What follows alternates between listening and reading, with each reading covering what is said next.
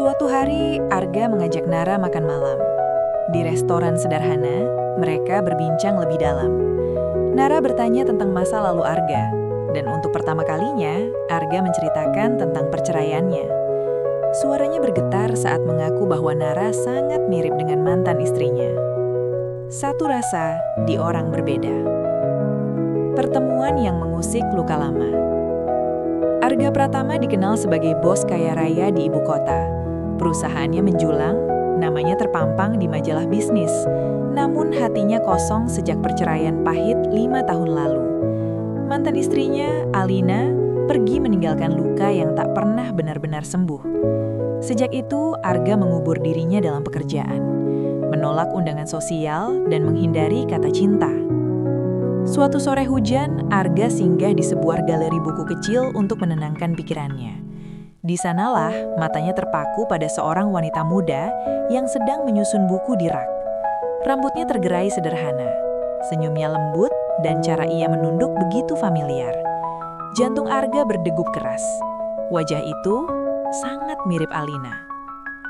Wanita itu memperkenalkan diri sebagai Nara, lajang, berusia 26 tahun, pengelola galeri tersebut. Suaranya hangat, tanpa kesan dibuat-buat. Arga gugup, sesuatu yang jarang terjadi padanya. Ia merasa seolah masa lalu berdiri tepat di hadapannya, namun dengan aura yang lebih tenang dan polos. Saat hujan semakin deras, mereka terjebak dalam percakapan ringan tentang buku dan kehidupan. Arga tertawa kecil, menyadari sudah lama ia tidak tertawa seperti itu. Di dalam hatinya muncul ketakutan sekaligus harapan. Apakah pertemuan ini hanya kebetulan atau takdir yang ingin menguji lukanya sekali lagi? Bayangan masa lalu. Hari-hari berikutnya, Arga sengaja kembali ke galeri buku itu. Ia berdalih mencari buku, padahal yang ia cari adalah Nara. Setiap kali bertemu, kemiripan itu semakin jelas. Bukan hanya wajah, tetapi sorot mata yang lembut. Namun berbeda dengan Alina yang ambisius dan dingin, Nara hangat dan tulus. Arga mulai dilanda konflik batin. Ia takut perasaannya hanyalah pantulan masa lalu. Dalam setiap senyum Nara, ia melihat bayangan mantan istrinya, dan itu membuatnya bersalah. Nara di sisi lain mulai menyadari ketertarikan pria dewasa itu, namun memilih bersikap wajar. Suatu malam, Arga bermimpi tentang masa lalunya. Pertengkaran, kepergian Alina, dan kesepian yang menyusul. Saat terbangun, ia sadar bahwa ia belum benar-benar melepaskan. Namun anehnya, memikirkan Nara membuat dadanya terasa lebih ringan. Mereka semakin sering berbincang, berbagi cerita sederhana. Nara menceritakan hidupnya yang mandiri, tentang mimpi kecilnya membuka taman baca gratis. Arga terkesan. Ia melihat sosok wanita yang mirip secara fisik dengan mantan istrinya, namun sangat berbeda secara jiwa. Perlahan, Arga mulai bertanya pada dirinya sendiri. Apakah mungkin Tuhan menghadirkan seseorang yang mirip masa lalu, bukan untuk menyakitinya, melainkan untuk menyembuhkannya? Jarak yang tak terucap. Meski perasaan itu tumbuh, Arga memilih menjaga jarak. Ia takut menyakiti Nara jika ternyata ia belum siap mencintai. Sikapnya yang kadang hangat, kadang dingin, membuat Nara bingung. Namun Nara bukan wanita yang memaksa. Ia memilih menunggu dengan sabar. Suatu hari, Arga mengajak Nara makan malam. Di restoran sederhana, mereka berbincang lebih dalam. Nara bertanya tentang masa lalu Arga. Dan untuk pertama kalinya, Arga menceritakan tentang perceraiannya. Suaranya bergetar saat mengaku bahwa Nara sangat mirip dengan mantan istrinya. Nara terdiam. Ada rasa perih di dadanya, namun ia tetap tersenyum. Ia berkata lembut, "Saya tidak ingin menjadi bayangan siapapun." Kata-kata itu menusuk Arga. Ia menyadari ketakutannya telah melukai orang yang tidak bersalah. Malam itu, Arga pulang dengan hati kacau. Ia sadar jika ia terus terjebak masa lalu, ia akan kehilangan kesempatan baru. Sementara Nara berdoa dalam diam, berharap perasaan yang tumbuh di hatinya bukanlah kesalahan. Jarak di antara mereka terasa semakin nyata, bukan karena tidak cinta, tetapi karena ketakutan yang belum terucap. Kejujuran yang menyakitkan. Beberapa hari kemudian, Arga menghilang. Tidak ada pesan, tidak ada kunjungan. Nara mencoba kuat, meyakinkan dirinya bahwa mungkin memang sudah seharusnya berhenti berharap. Ia kembali fokus pada pekerjaannya meski hatinya kosong. Arga di sisi lain berjuang dengan dirinya sendiri.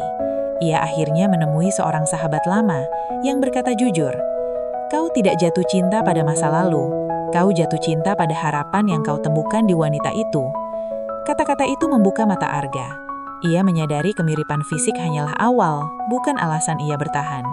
Yang membuatnya jatuh cinta adalah ketulusan Nara, caranya mendengar dan caranya hidup dengan sederhana. Arga kembali ke galeri buku. Dengan jujur, ia meminta maaf dan mengakui ketakutannya. Ia berkata, ia ingin mengenal Nara apa adanya, bukan sebagai pengganti siapapun. Air mata Nara jatuh bukan karena sedih, melainkan lega. Untuk pertama kalinya, mereka sepakat memulai dari awal, perlahan tanpa bayangan masa lalu. Cinta yang tumbuh perlahan. Hubungan mereka berkembang pelan namun hangat. Arga belajar menikmati hal-hal sederhana bersama Nara. Berjalan pagi, minum kopi pinggir jalan, tertawa tanpa beban status. Ia merasa hidupnya yang kaku mulai bernapas kembali. Nara melihat sisi Arga yang tidak dikenal publik. Pria yang rapuh, jujur dan ingin dicintai. Perbedaan usia dan status tak lagi terasa penting. Yang ada hanyalah dua hati yang saling belajar. Namun, bisik-bisik mulai terdengar. Lingkungan Arga meragukan Nara. Ia dituduh mengejar harta. Arga marah, namun Nara memilih diam. Ia percaya cinta tak perlu pembelaan berlebihan. Ujian demi ujian justru menguatkan mereka. Arga semakin yakin cintanya kini nyata, bukan ilusi masa lalu. Masa lalu yang kembali. Tak disangka, mantan istri Arga muncul kembali, meminta kesempatan kedua. Kehadirannya mengguncang. Wajah yang dulu dicintai kini terasa asing. Arga akhirnya mengerti, hatinya sudah berpindah. Ia menolak dengan tenang tanpa dendam. Ia memilih masa depan, bukan masa lalu. Keputusan itu membebaskan jiwanya sepenuhnya. Pengakuan cinta. Arga mengajak Nara ke tempat sederhana. Dengan suara bergetar, ia mengungkapkan cintanya bukan karena kemiripan, melainkan karena keaslian. Nara menangis bahagia dan menerimanya dengan tulus. Cinta yang menyembuhkan. Cinta Arga dan Nara tumbuh bukan sebagai pelarian, melainkan sebagai proses penyembuhan yang jujur. Arga perlahan menyadari bahwa kebahagiaan tidak selalu datang dari gemerlap dunia yang ia bangun selama ini, tetapi dari ketenangan saat ia bisa menjadi dirinya sendiri. Bersama Nara, ia belajar kembali mempercayai cinta tanpa rasa curiga dan ketakutan berlebihan. Nara pun menemukan makna baru dalam hubungan mereka. Ia tidak lagi merasa dibandingkan dengan masa lalu Arga, karena Arga mencintainya sebagai Nara, bukan sebagai bayangan siapapun. Setiap luka yang pernah diceritakan Arga menjadi jembatan kejujuran di antara mereka. Tak ada lagi rahasia, tak ada lagi topeng. Suatu sore, mereka duduk di bangku taman sederhana, menatap matahari yang perlahan tenggelam. Arga menggenggam tangan Nara dan berkata bahwa untuk pertama kalinya setelah bertahun-tahun, hatinya terasa utuh. Nara tersenyum sambil menahan air mata, menyadari bahwa cinta sejati bukan tentang kesempurnaan, melainkan tentang penerimaan. Mereka memutuskan melangkah bersama, tanpa janji berlebihan, hanya komitmen untuk saling menjaga. Arga mendukung mimpi Nara membuka taman baca untuk anak-anak, sementara Nara mendampingi Arga menghadapi dunia bisnis dengan hati yang lebih lembut. Di titik itulah Arga benar-benar mengerti. Tuhan tidak menghadirkan seseorang yang mirip masa lalu untuk membuka luka lama, tetapi untuk menutupnya dengan cinta yang lebih dewasa.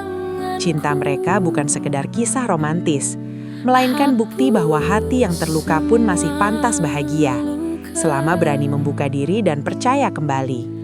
Aku temu